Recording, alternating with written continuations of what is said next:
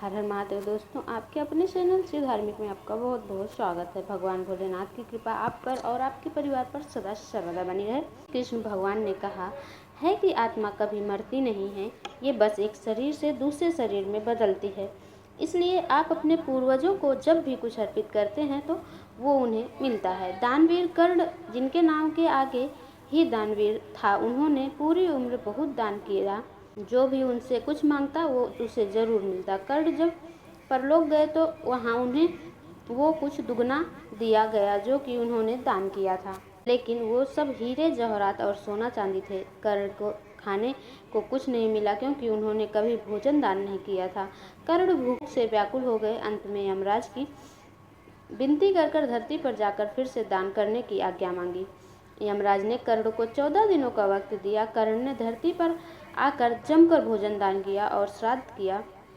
जब कर्ण परलोक वापस आया तो उसके पास खाना पहुंच चुका था।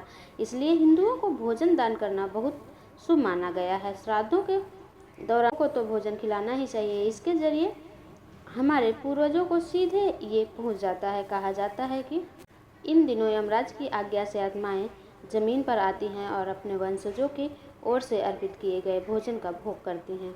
एक अन्य पौराणिक कथा भी है। एक बार दो भाई थे, जोगे और भोगे। जोगे अमीर था और भोगे गरीब। एक बार श्राद्ध का वक्त था तो अमीर भाई की पत्नी ने उससे श्राद्ध करने को कहा, लेकिन वो इसे व्यर्थ की बात मानकर टालता रहा।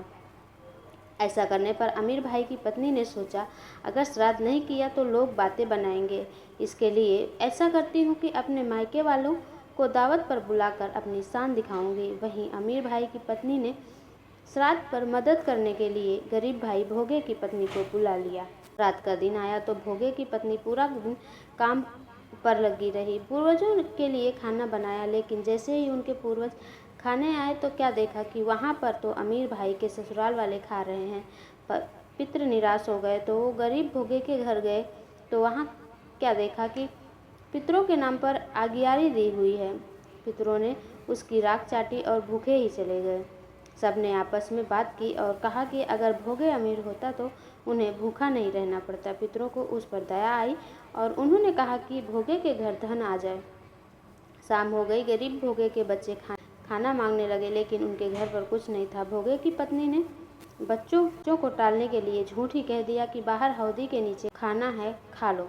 बच्चे जब वहाँ गए तो देखा कि हौदी मोहरों से भरी हुई है। दौड़े दौड़े बच्चे माँ के पास आए और सारी बात बताई। भोगे भी अब धनी हो गया। अगले साल जब पितृपक्ष आया तो उसने अच्छे से श्राद्ध मनाया, 56 तरह के भोग लगाए और ब्राह्मणों को भी भोजन कराया। इससे पितृ बहुत खुश हुए और भोगे का धन और कुल हमेशा बढ़ता ही गया।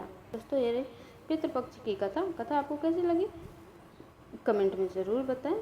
और ऐसी वीडियो देखना आपको पसंद हो, आपके लिए उपयोगी हो तो चैनल को सब्सक्राइब करके वीडियो को लाइक कर दें। मिलते हैं अगले वीडियो में। तब तक के लिए नमस्कार।